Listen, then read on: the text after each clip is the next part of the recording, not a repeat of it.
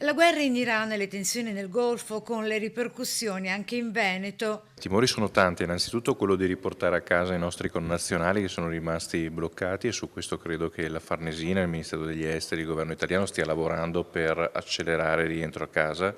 attraverso anche dei voli speciali. Dall'altra parte c'è naturalmente la preoccupazione economica sui rincari di carburanti, sembra che sia già partita un'azione speculativa già con il blocco delle navi in Medio Oriente, e quindi su questo bisogna fare un intervento, direi, a livello europeo per cercare di contenere gli effetti di questa guerra, una guerra improvvisa,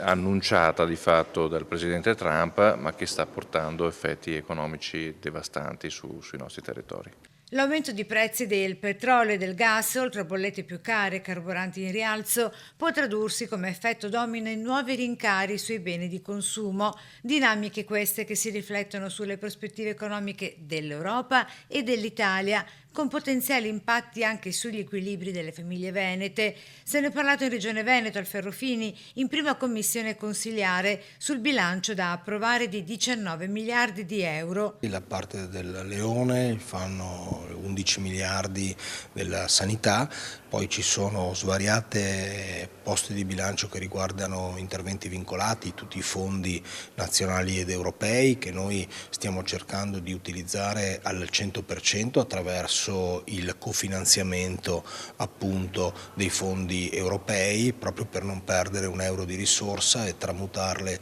tutti in un moltiplicatore di servizi per i cittadini e di sviluppo per le imprese del nostro territorio. Gli interventi importanti per riconoscere gli arretrati del contratto collettivo nazionale, degli aumenti del contratto collettivo nazionale del personale accessorio delle medicine integrate, piano casa con la riprogrammazione dei fondi europei